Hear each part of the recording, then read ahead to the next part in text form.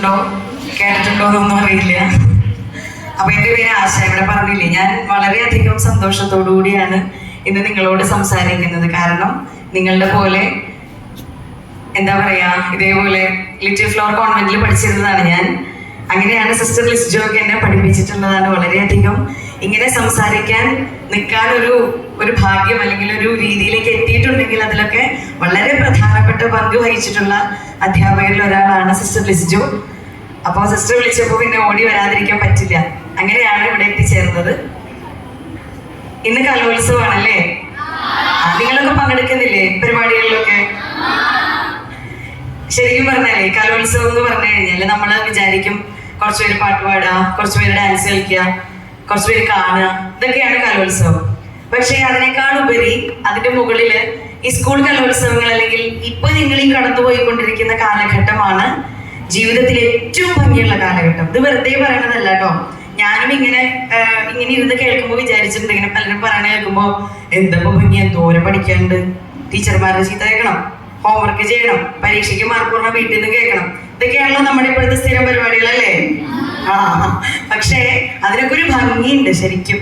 അത് മനസ്സിലാവണമെങ്കിലേ ഈ സ്കൂൾ കാലഘട്ടം കഴിഞ്ഞ് കോളേജിലൊക്കെ പോയി കഴിഞ്ഞാൽ അല്ലെങ്കിൽ നമ്മളൊരു ജോലിയിലോ അങ്ങനെ ഒരു പ്രാരാബ്ധത്തിന്റെ ഭാഗത്തേക്ക് എത്തുമ്പോഴാണ് എന്ത് നല്ലതായിരുന്നു ആ കാലം എന്ന് തോന്നാം.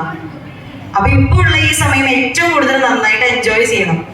അപ്പൊ കലോത്സവത്തിൽ പങ്കെടുക്കുക എന്ന് പറഞ്ഞാൽ ഈ കലോത്സവത്തിൽ ചിലപ്പോ പാട്ട് പാടുന്നവരുണ്ട്, ഡാൻസ് കളിക്കുന്നവരുണ്ട്, ഇതൊന്നും ഇല്ലാത്തവരുണ്ട്, പ്രോത്സാഹിപ്പിക്കാൻ കഴിവുള്ളവരുണ്ട്.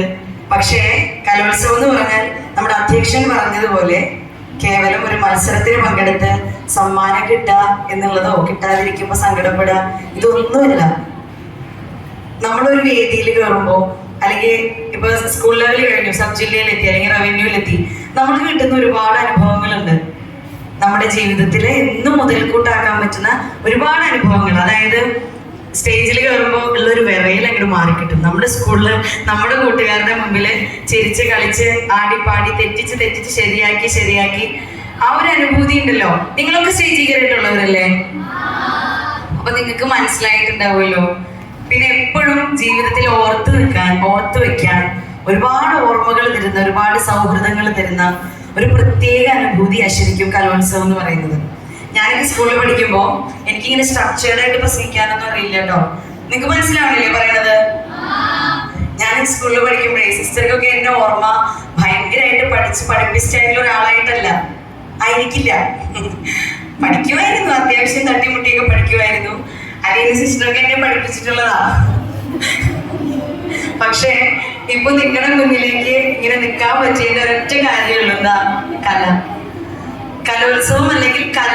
ഈ കലയാണ് ഇങ്ങനെ നിങ്ങളുടെ മുൻപിൽ വന്ന് അവർക്ക് എന്നെ വിളിക്കാനും അതിന്റെയൊക്കെ കാരണം കലയാണ്. ഇപ്പൊ പറഞ്ഞപ്പോ കേട്ടു സോപാന സംഗീതം, അക്ഷരശ്ലോകം, ഇതൊന്നും എന്താണെന്ന് അറിയില്ലല്ലോ. അതെനിക്ക് മനസ്സിലായി അറിയില്ലാന്ന് ഞാൻ പറഞ്ഞുതരാം. അക്ഷരശ്ലോകത്തില് ആണ് ശരിക്കും സ്കൂൾ ലെവലിലൊക്കെ മത്സരങ്ങളിൽ പങ്കെടുത്തിട്ടുള്ളത്. അക്ഷരശ്ലോകം എന്ന് പറഞ്ഞാലേ നമ്മൾ പണ്ട് അന്താക്ഷരി കളിക്കില്ലേ, ഒരു പാട്ട് പാടിയിട്ട് ലാസ്റ്റത്തെ അക്ഷരം വെച്ചിട്ട് അടുത്ത ആള്, അങ്ങനെയല്ലേ? ഈ അക്ഷരശ്ലോകം എന്ന് പറഞ്ഞാല് ചെറിയൊരു കണക്ഷൻ ഉണ്ട്. അതായത് പാട്ടല്ല, ഒരു 4 വരിയുള്ള ശ്ലോകം എന്ന് പറഞ്ഞാൽ 4 വരിയുള്ള ഒരു ആശയ സമ്പുഷ്ടമായ സംസ്കൃതത്തിലോ മലയാളത്തിലോ ഉള്ള ഒരു കാര്യം, അതാണ് ശ്ലോകം. ഈ ശ്ലോകത്തിലെ ഒരാളൊരു ശ്ലോകം ചൊല്ലും, ഇങ്ങനെ ഒരു ശൈലിയിൽ ചൊല്ലുമ്പോ അതിലെ 3ാമത്തെ വരിയുടെ ആദ്യത്തെ അക്ഷരം വെച്ചിട്ട് അടുത്ത ആള് ചൊല്ലണം. ആള് ചൊല്ലണ ശ്ലോകത്തിന്റെ 3ാമത്തെ വരിയുടെ ആദ്യത്തെ അക്ഷരം വെച്ചിട്ട് അടുത്ത ആള് ചൊല്ലണം. ഇതാണ് അക്ഷരശ്ലോകം. ഈ അക്ഷരശ്ലോകത്തിലാണ് LF-ലൊക്കെ പഠിക്കുമ്പോൾ സ്റ്റേജിലൊക്കെ പോയിട്ട് സമ്മാനം കിട്ടിയിട്ടുള്ളത്. ഇപ്പൊ അക്ഷരശ്ലോകത്തിന് പങ്കെടുക്കണവരുണ്ടോ എന്ന് ചോദിച്ചാൽ എനിക്ക് അറിയില്ല. പക്ഷെ വളരെ നല്ലതാണ് ഓർമ്മ ബുദ്ധിക്ക്, നമ്മുടെ ഓർമ്മശക്തിക്ക്, അതുപോലെ നമ്മളുടെ ഉച്ചാരണം ശരിയാവാൻ, ഭാഷ ശരിയാവാനൊക്കെ അക്ഷരശ്ലോകം വളരെ അടിസ്ഥാനമായിട്ടുള്ള ഒരു കലയാണ്. അന്യം നിന്ന് പോയിക്കൊണ്ടിരിക്കുന്നതാണ്. അപ്പൊ നിങ്ങൾക്ക് അതിനെപ്പറ്റി അറിയാൻ പഠിക്കാനൊക്കെ താല്പര്യം ഉണ്ടെങ്കിൽ അതൊന്നും കളയരുത്, അത് വിടരുത്. മത്സരത്തിന് എന്നുള്ളതാണ്. ഈ കലോത്സവത്തിന് നമ്മൾ പങ്കെടുക്കുമ്പോൾ വേറൊരു പ്രത്യേകതയുണ്ട്. അതിന് വേണ്ടിയിട്ടാണെങ്കിൽ കൂടി ചില കാര്യങ്ങൾ നമ്മൾ പഠിക്കും അല്ലേ? ക്യാപ്സ്യൂളായിട്ടൊക്കെ പഠിക്കും, ശരിയല്ലേ? മത്സരത്തിന് പങ്കെടുത്ത് സമ്മാനം കിട്ടാൻ വേണ്ടിയിട്ടാണെങ്കിലും ആ കുറച്ച് സമയത്തിന് വേണ്ടിയെങ്കിലും അത് പഠിക്കും. അങ്ങനെ പഠിച്ചാലും മതി. പക്ഷെ ആ കല ജീവിതത്തിൽ എന്നും കൊണ്ടു നടക്കാനും ശ്രമിക്കണം. അങ്ങനെയാണ് ഒരു കല അല്ലെങ്കിൽ ഒരു കലാകാരി വളരുള്ളൂ. പിന്നെ ഇന്ന് ഇവിടെ വരാൻ കാരണം സോപാന സംഗീതം ആണ്. സോപാന സംഗീതത്തിന്റെ പ്രതിനിധിയായിട്ടാണ് ഇപ്പൊ നിങ്ങളുടെ മുമ്പിൽ നിന്ന് വന്നത്. സോപാന സംഗീതം എവിടെയെങ്കിലും കേട്ടിട്ടുണ്ടോ? ഇത് എത്രാം ക്ലാസ് വരെയുള്ളവരുണ്ട് ഇവിടെ? 10ാം ക്ലാസ് വരെ. അപ്പം സംസ്കൃതമൊക്കെ പഠിക്കുന്നവരുണ്ടെങ്കിൽ അതിൽ അഷ്ടപതി എന്നൊക്കെ കേട്ടിട്ടുണ്ടാവും ചിലപ്പോ. കേട്ടിട്ടില്ലേ? ഇപ്പൊ പറഞ്ഞത് ഇനി കേട്ടിട്ടില്ല എന്ന് പറയരുത് കേട്ടോ. സോപാന സംഗീതം എന്ന് പറഞ്ഞാൽ ഒരു ക്ഷേത്ര കലാരൂപമാണ്. അതായത് നമ്മൾ ക്ഷേത്രത്തിൽ തൊഴാൻ പോകുമ്പോ നമ്മൾ നേരെ ചെന്ന് ഭഗവാനെ, ഇത് എല്ലാവർക്കും കേൾക്കാവുന്ന കാര്യമാണ്, ഒരു കഥയായിട്ട് കണക്കാക്കിയാൽ മതി കേട്ടോ. ക്ഷേത്രത്തിൽ നമ്മൾ തൊഴാൻ ചെല്ലുമ്പോൾ, അമ്പലത്തിൽ തൊഴാൻ പോകുമ്പോ നമുക്കൊരു വിഗ്രഹം കാണാം, അവിടെ നമ്മൾ നിന്ന് പ്രാർത്ഥിക്കും അല്ലെ? അങ്ങനെയല്ലേ?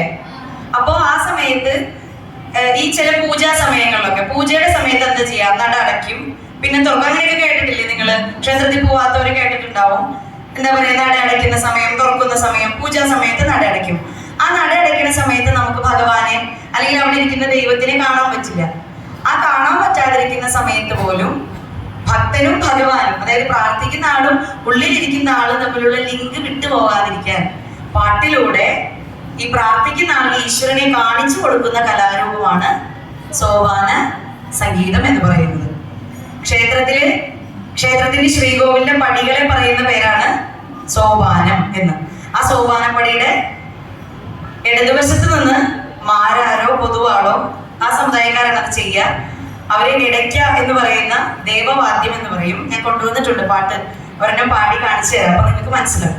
അപ്പൊ ആ ദേവവാദ്യം കൊട്ടി ഉള്ളിലിരിക്കുന്ന ഭഗവാനെ, ദൈവത്തെ സ്തുതിച്ച് പാടുന്നതാണ്